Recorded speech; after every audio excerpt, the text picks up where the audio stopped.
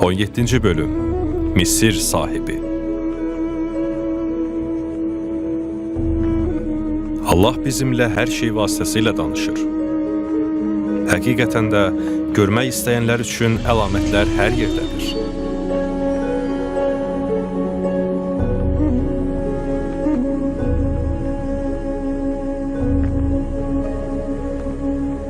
Biz onlara əlyazmalarda, simvollarda rast gəlirik. O hətta təbiət naxışlarında da gizlidir. Qədim insanlar təbiət aləmini elm olaraq öyrənirdilər. Onlar hikmət tapmaq üçün səmaya baxar və tapardılar. Qaranlıq gecədə bayıra çıxsan, göylərdə parıldayan və hər birində bir hekayə gizlənən minlərlə ulduz görərsən. 10.000 illər boyunca insanlar ulduzların hərəkətlərini izləmişlər. Onlar gecələr göydəki bürcləri izləmək üçün səmaları öyrənmiş, təqvimlər hazırlamış və abidələr ucaltmışlar. Əvvəllər insanlar ulduzlara şifrələrinin çözülməsini gözlədikləri gizli bir danışıq dili, daha yüksəklərdə olan bir güclə ünsiyyət vasitəsi kimi baxırdılar. Bəlkə də buna görə deyirlər ki, tale ulduzlara yazılıb.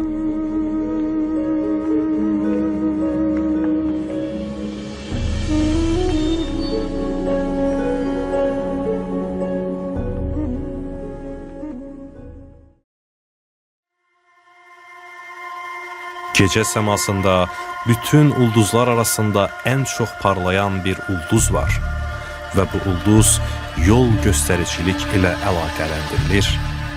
Sirius, yəni Şira. Əfsanələr və əlyazmaların hər ikisi şərqdə çıxan bu səmavi cismə istinad edirlər. Buradan da o, şərq ulduzu olaraq tanınıb. Deyilənə görə bu ulduz, 3 hikmət sahibinin körpə İsa Məsihi tapmaq üçün təqib etdikləri həmin ulduzdur.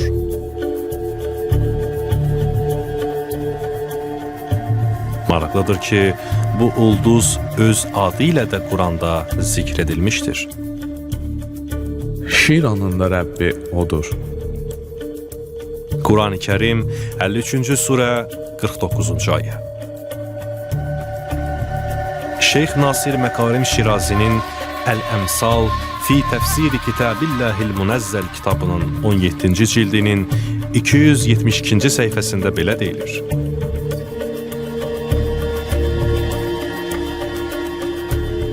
Açıqladığımız kimi, Şira ulduzu gecənin səmasında görünən ən parlaq ulduzdur.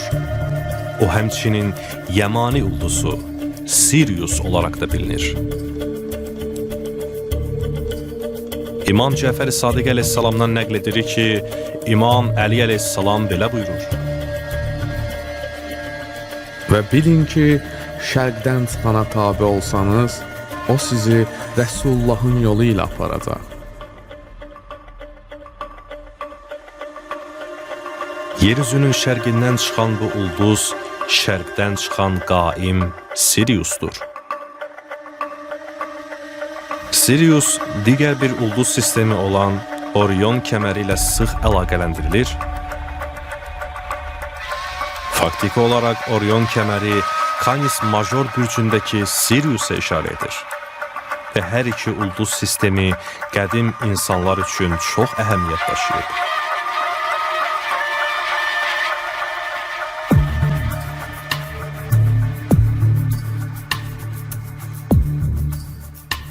Oriona daxil olan ulduzların çertyojunu çəkib, nöqtələri birləşdirsəniz, bürcün insan konturu forması aldığını görərsiniz.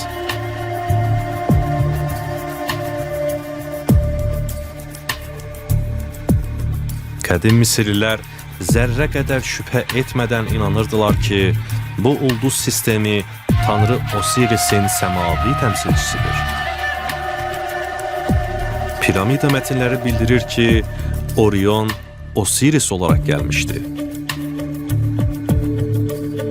Qədim Misir mifologiyasında qeydə alınmış Osirisin hekayəsi ölüm və yenidən doğuş hekayələrindən biridir.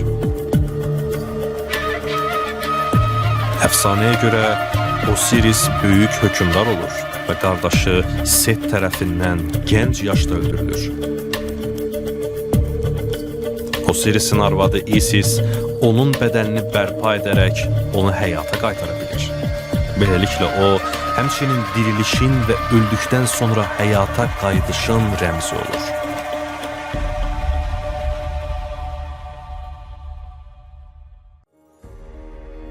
Tabut mətnlərinin bir pasajında belə buyurulur.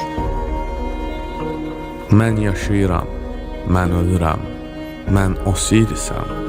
Sənə daxil olmuşam və sənin sayəndə yenidən zahir olmuşam. Sənin içində böyümüşəm, yanı üstündə düşmüşəm. Tanrılar mənimlə yaşayır. Yer tanrısı məni gizlədib. Yaşayıram, ölürəm, mən arpayam, tələf olmuram.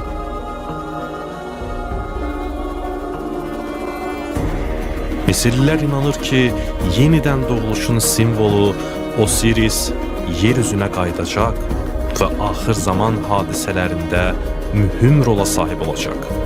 Bugün böyük qayıdış dövründə Osiris bu dünyaya Yamaninin ruhlar aləmindən oğlu 2. Mehdi Əba Sadiq əleyhissalam olaraq qayıdıb. Bir çoxları qədim Misir mifologiyasını uydurma nağıl hesab edir. Lakin Osiris sadəcə bir əfsanə deyildi. Osiris Misir sivilizasiyasını çiçəkləndirdi. İnsanlara qələmlə yazmağı, bənnalığı və kənd təsərrüfatını öyrətdi. O, Misirliləri daş dövründən çıxardı. Ona qədər isə insanlar vəhşi heyvanlardan gizlənmək üçün mağaralarda yaşayırdılar. Osiris onlara evlərdə yaşamağı öyrətdi. O, şəhərlər və məbədlər quran ilk şəxs idi. Onun dövründə təbabət və kənd təsərrüfatı çiçəkləndi. Halbuki bir çoxları Osirisin sadəcə bir əfsanə deyil, həqiqi insan olduğundan şübhə edirlər. Faktik olaraq onun varlığı müqəddəs kitablarda təsdiqlənib, lakin onlar onu müxtəlif adlarla çağırırlar. Bu qəbul edilmiş faktdır ki, müqəddəs kitablarda peyğəmbərlərə bəzən müxtəlif adlar verilir. Bunun bir örnəyi İdris peyğəmbərdir. Tarixçilər həmfikirdirlər ki, Quran-ı Kərimdə adı keçən İdris, İncilin yaradılış kitabında da Enok adı ilə zikr edilib.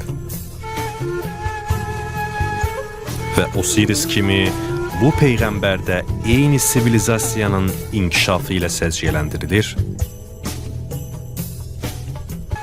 Kitabda İdrisi də yad et. Həqiqətən o bir siddiq və peyğəmbər idi. Biz onu uca bir məkana yüksəltdik. Quran-ı Kərim 19-cu surə 56-57-ci ayələr. Osiris də, İdris də hər ikisi tarixdə xüsusi şeylər edən, ulduzları, astronomiyanı, kənd təsərrüfatı və planlamanı öyrədən, qələmlə yazan, tikilmiş geyimlər geyinən ilk şəxslər sayılırlar. İbn Həbban Əbu Zər əleyhissalamdan nəql edir ki, Həzrəti Muhammed salavatullah belə buyurdu. Ey Əbu Zər, 4 nəfər süryanidir. Adəm, Şis, Enok, o İdrisdir. Qələmlə yazan ilk kəsdir.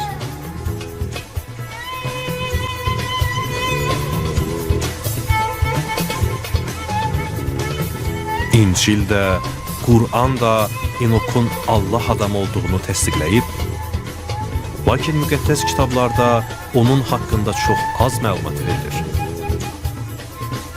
Və haqqında yazılanlar onu daha da müəmmalı edir. İncildə Enok Allahla yürüyən kəs olaraq tanınır. Çünki əlyazmalara görə onun həyatı ölümü ilə sona çatmadı. Daha doğrusu Allah onu yüksəltdi. Tarix sübut edir ki, o böyük tufandan əvvəl çox qədim zamanlarda yaşayıb. O, Yaradılış kitabında Nuh əleyhissalamın ulu babası olaraq keçir və bütün zamanların ən böyük sirri ilə əlaqələndirilir. Məlum olduğu kimi, Enokun bir çox adları məşhurdur. Bunlardan əlavə onun bir adı da var.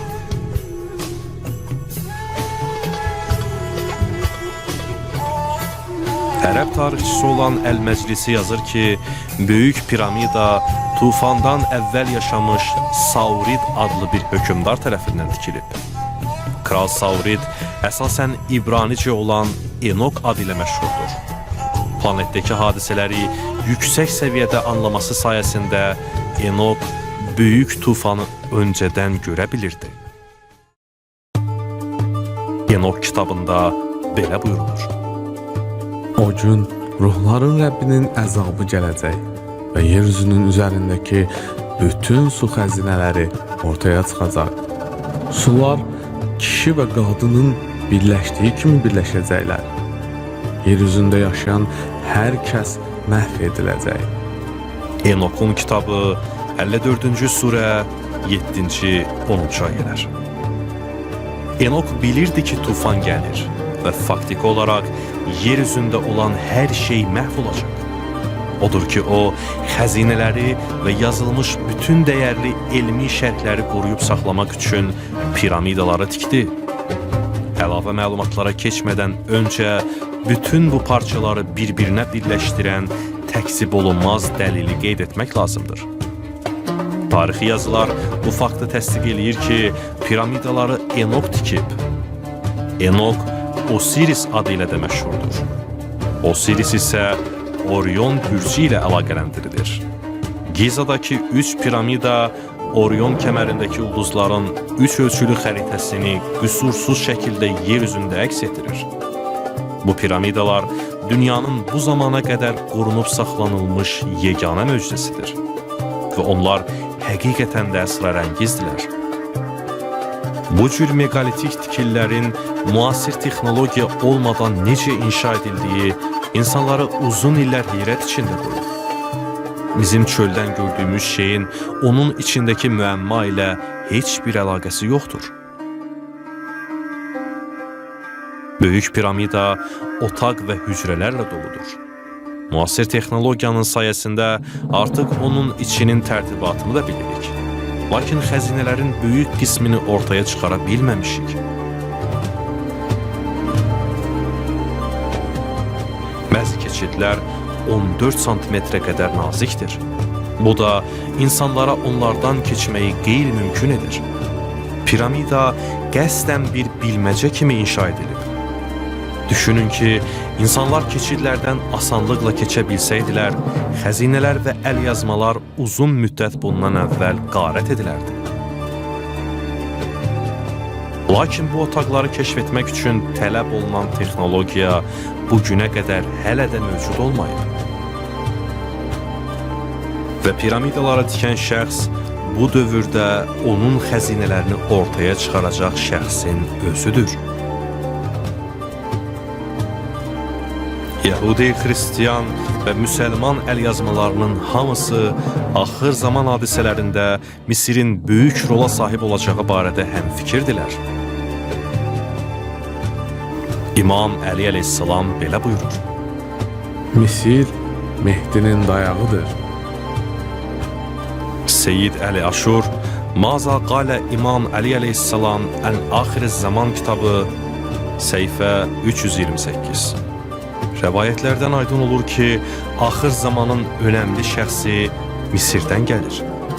İmam Sadiq əleyhissalam belə buyurur. Süfyaninin xüruzundan əvvəl Misri və Yamani var. Əllama Məclisi, Biharül Ənvar kitabı 52-ci cild, səhifə 210. Ona Misir sahibi deyirlər. İmam Əli əleyhissalam belə buyurur. Misir sahibi əlamətlər əlamətidir və onun əlaməti heyrətamizdir. Onun qəlbi Həsən, başı Muhammeddir və babasının adını dəyişdirər. O çıxıb getsə, bilin ki, Mehdi qapılarınızı döyəcək. O döymədən öncə buludların üstündə, hətta buz üstündə sürünmək bahasına belə olsa, ona tərəf gedin.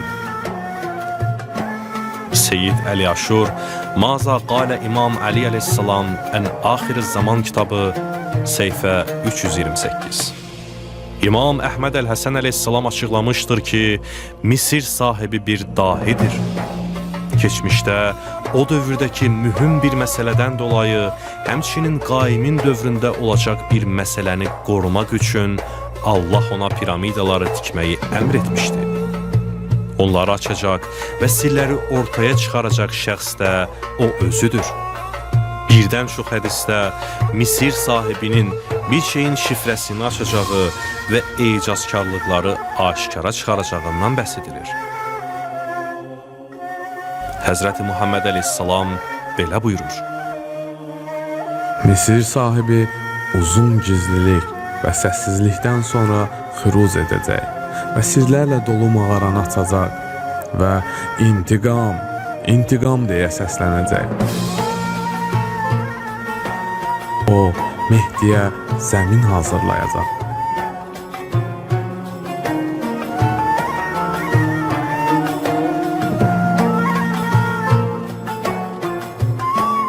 Mənim gizlətdiklərim açılacaq və möcüzələrim aşkar olacaq. Rəbbimin dostu axır zamanda hökm sürəcək və Allahın evi ilə onun məsələsi aşkar olacaq.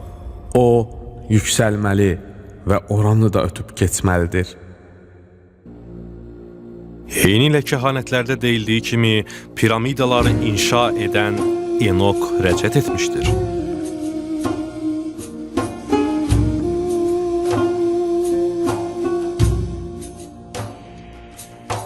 O, Misir sahibi Əba Sadiq əleyhissalam olaraq reinkarnasiya etmişdir. Əba Sadiq mənası sədaqətin atası olan bir künyədir.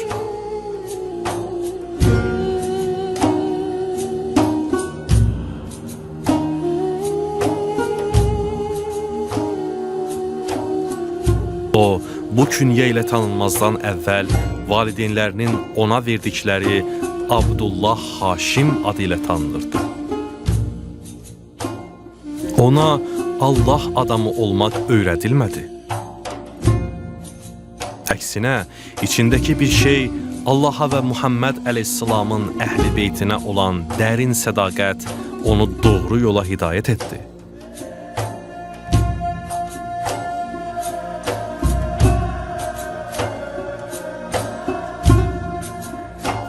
İllər əvvəl özü də bilmədən Mehdiyə zəmin hazırlamağa başladı.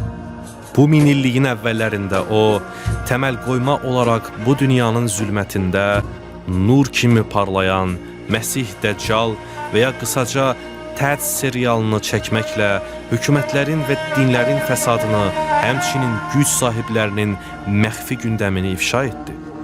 İnsanlıq şəfqəti ilə dolub daşan bu gənc, insanların gözlərini açmaq və onları oyandırmaq istədi və bacardı. Dünyanın hər yanından onun serialını izləyən insanlar günü-gündən yavaş-yavaş axır zamanda yaşadığımızın fərqinə varmağa başladı.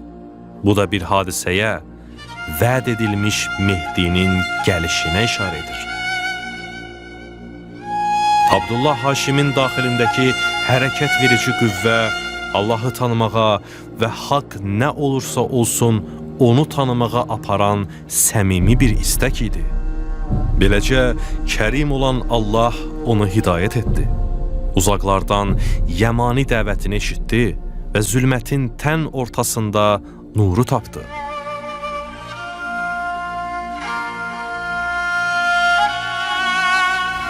That's The Arrivals, yəni gələnlər və The Arrived, yəni gəldi də daxil olmaqla çox sayda videolar çəkdi. O videoları ictimai şəkildə paylaşdıkca izləyənlərin və haqqı görərək oyananların sayı get-gedə artmağa başladı. Taleyin yazdığı bir gündə TED serialında o Yamaninin kim olduğunu dünyaya elan etdi. Bundan sonra dünyanın hər yerindən insanlar onun dəvətini eşitdi və İmam Əhməd Əl-Həsən əleyhissalama beyət etdilər. Minilliyin ilk 10 illiyinin sonlarında Abdullah Haşim öz doğma vətəni olan Misirə qayıtdı. Lakin o tək deyildi. 2011-ci ildən İmam Əhməd Əl-Həsən əleyhissalamın dünyanın hər yerindən olan ənsarları öz qəlblərinin səsinə qulaq asaraq və Abdullah Haşimi izləyərək Misirə gəldilər. Onlar birlikdə yaşadılar, birlikdə öyrəndilər və o əleyhissalamın bələdçiliyi ilə insanları Yəmaniyə beyət etməyə çağırmaq üçün bir media minbəri qurdular. O zamanlar özünün xəbəri olmasa da onun bütün həyatı bir çox kehanətləri tamamladı. İmam Əli əleyhissalam belə buyurur: O, insanlara məlum olar, lakin gizlilikdə olar. Və bu, Abdullah Haşim əleyhissalamın mükəmməl təsviridir. Böyük insan kütləsi onu tanıyırdı. Faktiki olaraq bir çox insan onu o qədər sevib güvəndi ki, öz yaşayışlarından vaz keçib, onunla birlikdə olmaq üçün dünyanın dörd bir yanından onun yanına köçdülər. Buna baxmayaraq, özü də daxil olmaqla heç kim onun öncədən xəbər verilmiş, Mehdiyə zəmin hazırlayan Misir sahibi olduğunu bilmirdi. Bununla yanaşı, İmam Əli əleyhissalam onun edəcəyi şeyləri əsrlər öncə xəbər vermişdi. Həbaya Əl-Əsədi nəql edir ki, İmam Əli əleyhissalamın belə buyurduğunu eşitdim. Həqiqətən də Misirdə bir minbər quracağam. Dedim ki, ey əmir əl-müminin, elə danışırsan ki, elə bir öldükdən sonra yenidən diriləcəksən. O əleyhissalam buyurdu: Heyhat, ey Əbaya, başqa bir məzhəbə getdin. Bunu məndən olan biri edəcək. Həllama Məclisi, Biharül Ənvar kitabı, 53-cü cild, 59-cu səhifə. Fakt budur ki, Misirdə belə bir minbəri sadəcə bir nəfər qurdu. Və bu şəxs Misir sahibi Abdullah Haşim Əba Sadiq əleyhissalamdır. Və o, Rəsul-i Əkrəm salavatullahın əhli beytindəndir. Belə ki, o, İmam Əhməd Əl-Həsən əleyhissalamın ruh oğludur. Və eyni ilə Orion'un Sirus'a yönləndirdiyi kimi, Abdullah Haşim əleyhissalam da Yəmani olan İmam Əhməd Əl-Həsən əleyhissalama yönləndirdi. O, bu obrazın hər bir özəlliyini tamamlamaqla yanaşı, Rəsulullah əleyhissalamın vəsiyyətində adı ilə də zikr edilmişdir. Ölüm yatağında Həzrəti Muhammed əleyhissalam belə buyurdu: Gəlin sizə elə bir şey yazım ki, məndən sonra heç vaxt azğınlığa düşməyəsiniz.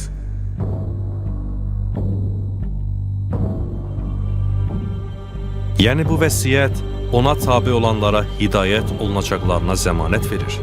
Rəvayətdə Rəsulullah əleyhissalamın vəsiləri olan 12 imamın adları qeyd olunur. Sonra isə belə buyurulur: وذلك 12 إماما ثم يكون من بعده 12 مهديا فإذا حضرته الوفاة فليسلمها إلى ابنه أول المقربين له 3 أسامي اسم كاسمي واسم أبي وهو عبد الله وأحمد والاسم الثالث المهدي هو أول المؤمنين.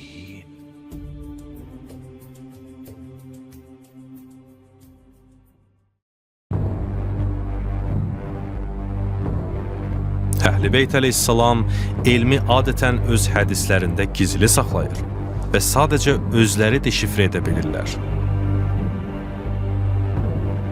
İmam Əhməd əl-Həsən əleyhissalam bu cümlənin həqiqi mənasını açıqlayaraq onun bir deyil, 3 nəfərdən, yəni ilk 3 Mehdidən bəhs etdiyini bildirdi. Onlar Əhməd, Abdullah və Mehdidir.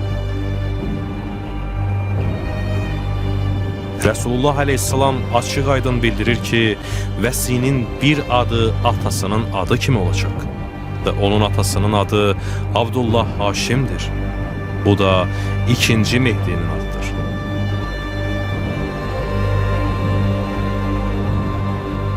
Bir kitabın səhifələrinin birində olan bu hədis Muhammed Salavatullahın yeganə qorunub saxlanmış vəsiyyətidir.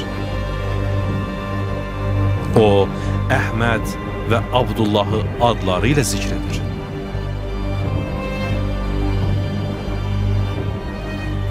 Və yazılmasından 1000 ildən çox keçməsinə baxmayaraq, onu Əhməd əl-Həsən əleyhissalam və Əba Sadiq Abdullah Haşim əleyhissalamdan başqa heç kim iddia etməyib. Hər ikisi önə çıxaraq onu iddia etdi.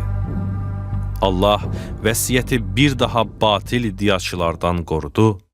İmam Cəfər-i Sadiq əleyhissalamın buyurduğu kimi. Həqiqətən də bu məsələni onun sahibindən başqası iddia etməz. Əks halda Allah onun ömrünü kəsər. Əhməd əl-Həsən əleyhissalam kimi Əba Sadiq əleyhissalam da bütün hədislərdəki göstəricilərin hamısını sözbəsöz tamamlayır. İmam Əli əleyhissalam Misir sahibi haqqında belə buyurur. O, onların arasında olduğu halda heç kim onu tanımaz. Övliya kimi səbirlidir. Qara bayrağı o qaldıracaq. Allaha and olsun ki, o Mehdiyə zəmin hazırlayan kəsdir.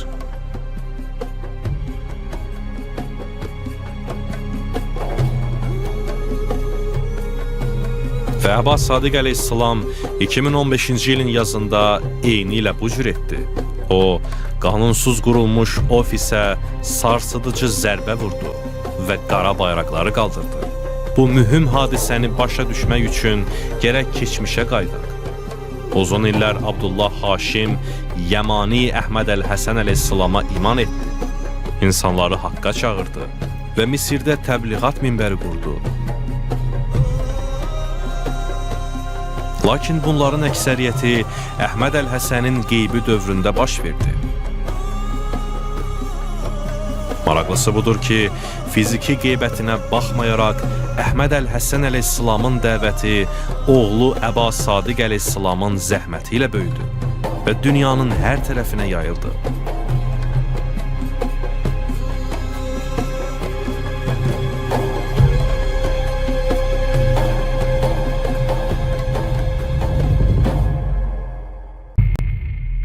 Bir çox insan onun hidayət nuru ilə parladığını görərək ona tərəf getdi.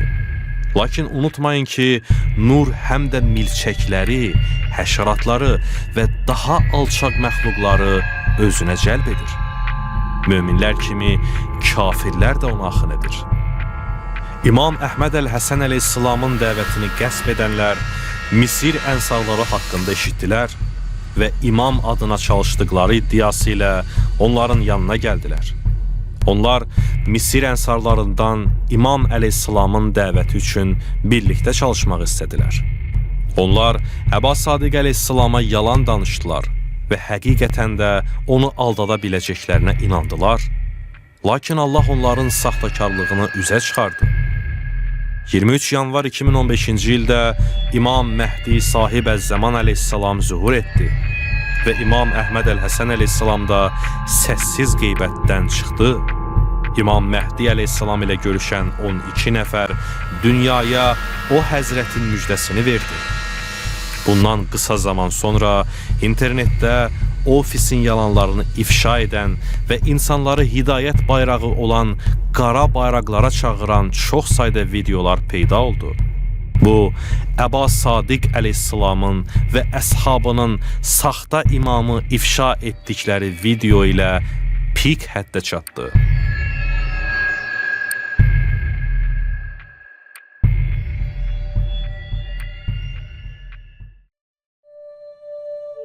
2015-ci ilin 23 yanvar günü hər şey aydın oldu. Peyğəmbərlər, elçilər və imamlar hamısı bizi tarixin məhz bu gününə hazırlayırdı.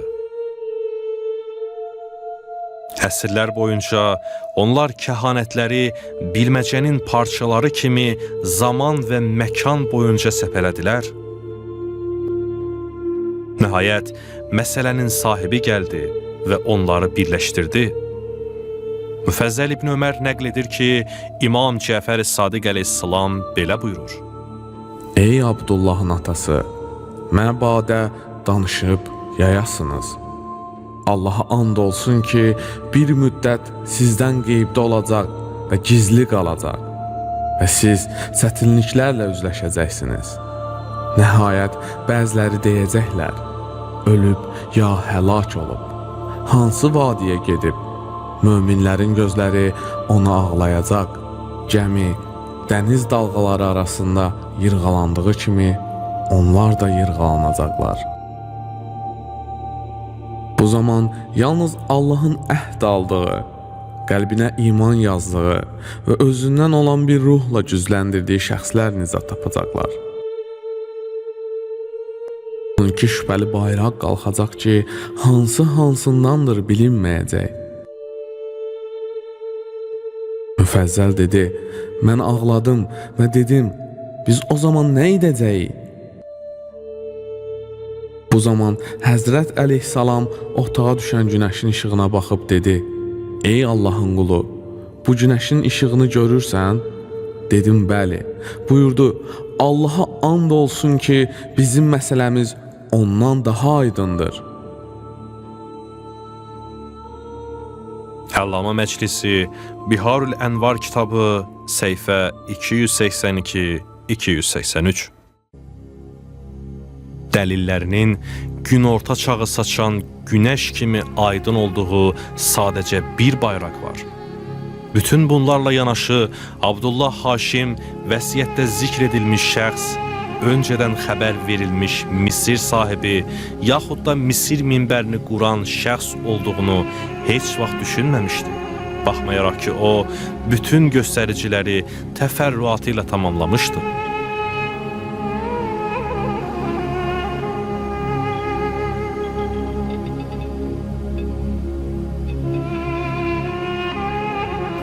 Bunlar onun ağlının ucundan belə keçməmişdi. O vaxta qədər ki, İmam Əhməd əl-Həsən əleyhissalam bir gün ona dedi, Oğlum, o sənsən.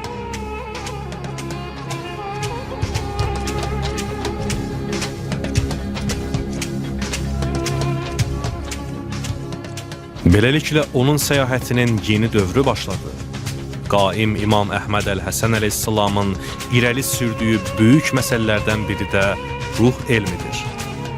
İmam əleyhissalam açıqladı ki, Misir sahibinin müqəddəs Misir torpağı ilə həyatlarının bir çoxunu oraya sıx şəkildə bağlayan ruhani bir bağlantısı var.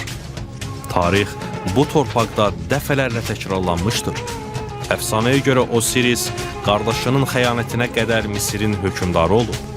Nəsillər sonra onun ruhu Yusif olaraq reinkarnasiya etdi. O həyatında da o öz qardaşları tərəfindən xəyanətə uğradı. Lakin o bunun öhdəsindən gəldi və Allahın iradəsi ilə Misirin əzizi oldu. Əsrlər keçdi və o bir daha Rəsul-i Əkrəm Salavatullahın dövründə Malik Əşdər olaraq reinkarnasiya etdi.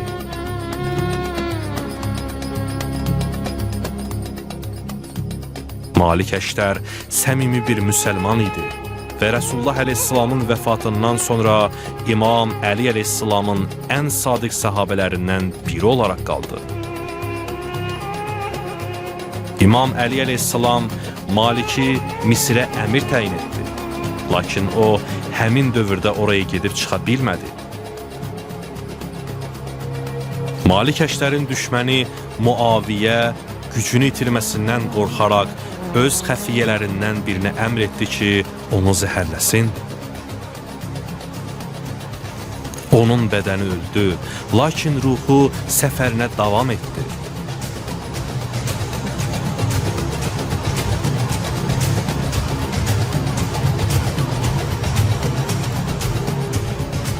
Çox keçmədi, Əba Sadiqin ruhu bu dəfə İmam Hüseyn əleyhissalamın süd əmər körpəsi olaraq bir daha reinkarnasiya etdi.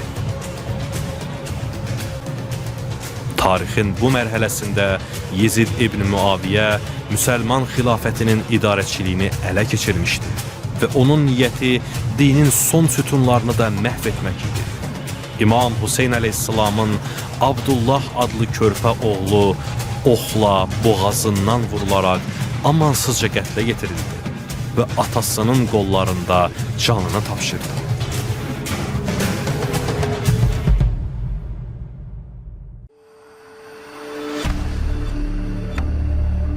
Həmin həyatında fiziki aləm ruhlar aləmini yansıdırdı.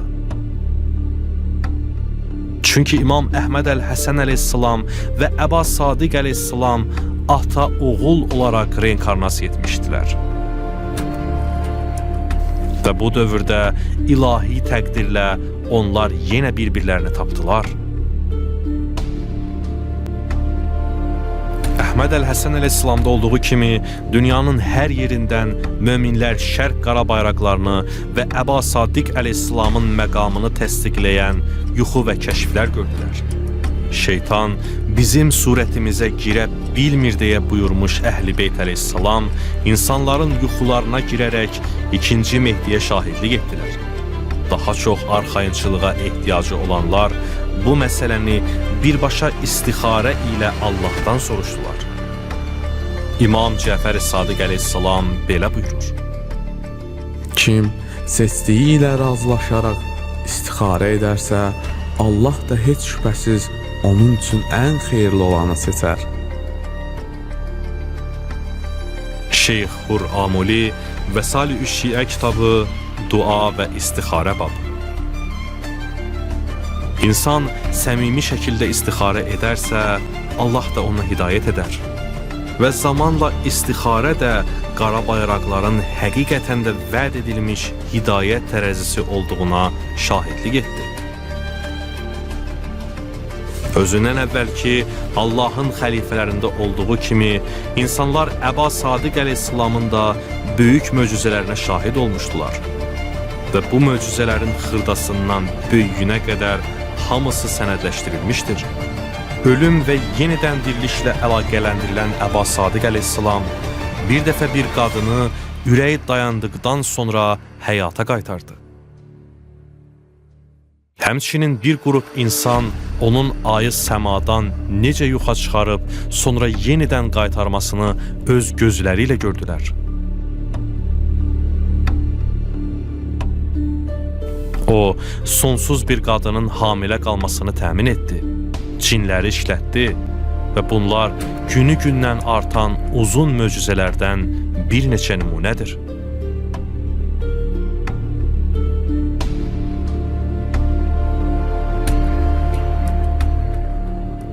Möcüzələr insanlar üçün bir dəlildir, lakin cahillər üçün deyil.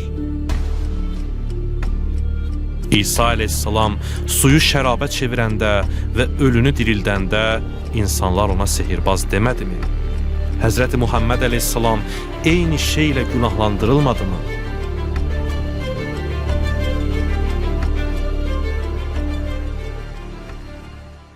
Allahın ecazkarlıqlarını qəsdən inkar edənlər möcüzələri həmişə sehrə yoza bilirlər. Bəzi insanlar heç vaxt görə bilmədikləri şeyə inanmayacaqlar.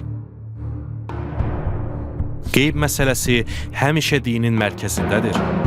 Nəhayətdə biz Allahı görə bilməsək də onun var olduğunu bilirik.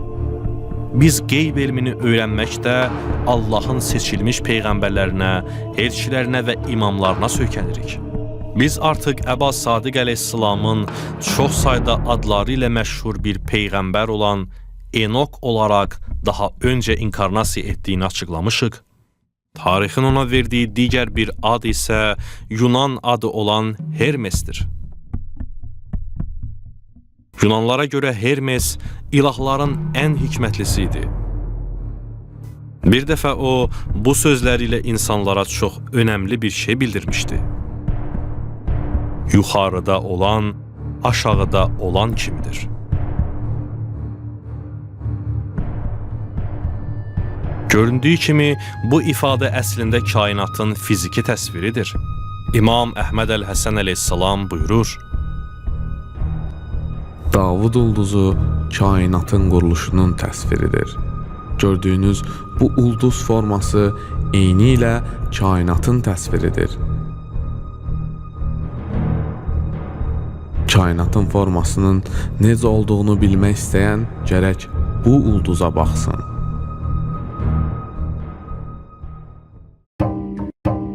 Xeyir və şər bir bütünün kəsişən iki bərabər və bir-birinə zidd yarısı kimidir. Lakin onlar arasında incə bir xətt vardır. Bu haqda düşünün.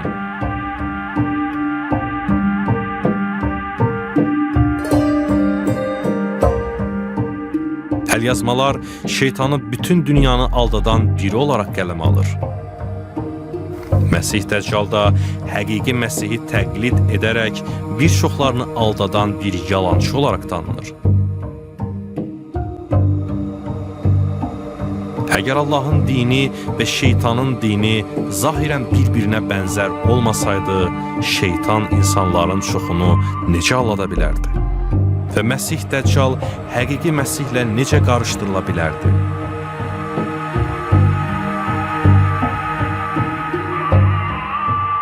Əgər Yezidi məzhəbi kimi şeytana ibadət edən dinlərə baxsanız, Allahın dini ilə heyrətamiz bənzərlikləri olduqlarını görəcəksiniz. Açıqladığımız kimi, Yezidilər də müsəlmanlar kimi gündə 5 dəfə namaz qılır. Və müsəlmanların şəriəti olduğu kimi, onların da normativ qaydaları var. Onların müqəddəs kitabında pəhriz qadağalarından biri də budur ki, balıq Yunus Peyğəmbərin şərəfinə qadağandır. Mushəf-i Rəş. Onlar həmçinin tanrılarının insan olaraq təcəlli etməsinə, mələk Tavus və onun xəlifəsinə inanırlar. Əlyazmada belə deyilir. Sonra mələk Tavus yer üzünə, biz yaradılmışların yanına indi və bizə hökümdarlar təyin etdi. Və onlar inanırlar ki, hidayət bu şəxsdən gəlir. Yezidilərin vəhiy kitabında aşağıdakılar yazılıb. Bütün məxluqlardan əvvəl bu vəhy mələk Tavusun yanında idi. Mələk Tavus Əbd Tavuzu bu yer üzünə göndərdi ki, məlum olan haqqı öz əhli arasında bölə bilsin. Bu, ilk öncə dildən dilə ötürülərək, sonra isə bu kitab əl cəlbə vasitəsilə edildi. Onu əhli olmayanlar nə oxuya, nə də görə bilər. Kitabul Cəlvə. Əbd sözü kölə və ya qul deməkdir. Allahın öz qulu Abdullahı insanları haqqa yönəltməsi üçün bu dünyaya göndərdiyi kimi, Yezidilər də inanırlar ki, mələk Tavus, Əbd Tavusu özü seçilmiş qullarını hidayət etməsi üçün bu yer üzünə göndərdi. Ən önəmlisi də budur ki, onlar xeyir və şərrin bir-biri ilə savaş halında olduğunu bilirlər. Halbuki biz onların gözündə düşmənik. Yahudilər, Xristianlar, müsəlmanlar, hətta farslar da bizimlə döyüşdülər. Lakin heç biri bizi ram edə bilmədi. Çünki Rəbbin gücü ilə biz onlara qalib gəldik. Onların müraciət etdiyi Rəbb Musanın, İsa'nın ya da Muhammed Aleyhisselam'ın tanrısı deyil. Doğrusu o, bu aləmin Rəbbidir. Yezidilər bilirlər ki, bu aləmin mələk Tavus, yəni şeytan yaradıb. Bunu bilən və ona sitayiş edən sadəcə onlar deyil, gizli təşkilatlar da Lusiferə sitayiş edirlər. Masonluğu götürək. Bir mason Şotlandiya ayininin 33-cü dərəcəsi boyunca yüksəlməyə çalışsa, söz verilir ki, o uluların elmini əldə edəcək. Sirlər sadəcə aydınlananlar və gnostizmi mənimsəyənlər üçündür. Masonluq çoxlu sayda mənalı simvollardan istifadə edir. Onlardan biri də G hərfidir. O adətən digər iki masonik simvol olan dördbucaq və kompasın daxilində yerləşir. Bir çox məlumatsız xristianlar elə bilirlər ki, bu G hərfi Triniton tanrısını təmsil edir. Halbuki o, əslində elmdəki masonik ruhani məlumatı təmsil edir. Elmin kökü gedib eyni mənbəyə çıxır və o, həm xeyir, həm də şər üçün istifadə edilə bilir. Və hər iki məqsəd üçün istifadə edilən çoxlu sayda ezoterik simvollar var. Əsasən Davud ulduzu olaraq bilinən 6 güşəli ulduz bir çox masonik məbədin içində və çöl tərəfində dekorasiya kimi istifadə olunur. Onlar onun mənasını çox gözəl bilirlər. Masonluq ensiklopediyasında Albert J. Mackey belə yazır. Biri ağ və digəri qara olan, bir-biri ilə iç-içə keçən iki üçbucaq təbiətdəki aşkar ziddiyyətin, zülmət və nurun, batil və haqqın, cəhalət və ağılın, xeyir və şərin, insan həyatı boyunca bir-birinə qarışmasının simvoludur. Bu simvol əsasən həm tilsim kimi, həm də okkult magiyanın müxtəlif növlərində ruhları və ruhani gücləri çağırmaq üçün istifadə edilir. Əfsanəyə görə peyğəmbərlər də bu simvoldan onun sehirli gücünə görə istifadə ediblər.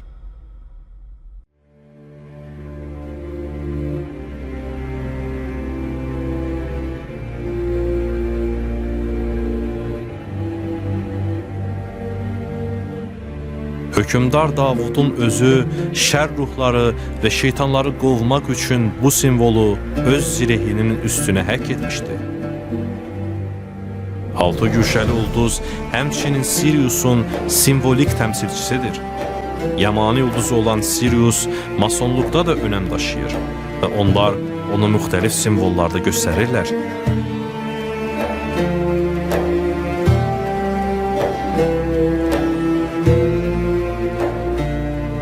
Altı güşəli ulduzla yanaşı yanan bir ulduz da var. Bu, Illuminati gözü simvolunu və piramidanı əhatə edən ulduz partlayışıdır. Sirius, masonlar üçün onların öz gözlədikləri rəhbərlərini və qurtarıcılarını təmsil edir.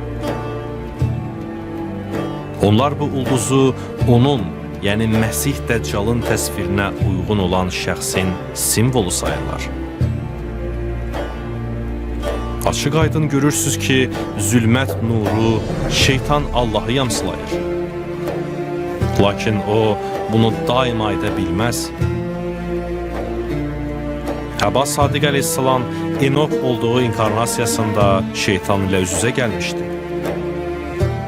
Enok kitabında Allah ona deyir ki, Əzazilin yanına getsin və ona Allah'ın sözünü desin.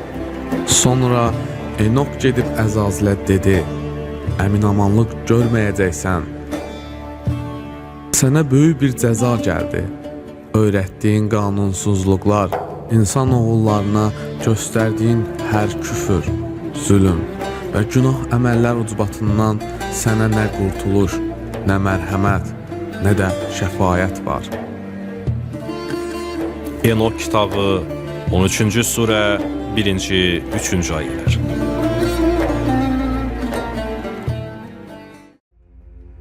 Enokun bu sözləri deməsinin üstündən 1000 illər ötüb. Lakin şeytanın mühakimə günü nəhayət ki yaxınlaşmaq üzrədir. O, öz əməllərinə görə hesab verəcək. Lakin onun əbədi taleyi bizim həmişə təsəvvür etdiyimizdən fərqli olacaq. Allah'ın tüstüsüz otdan yarattığı şeytan əbədi həyatını cəhənnəm ateşində deyil, buzun içində keçirəcək.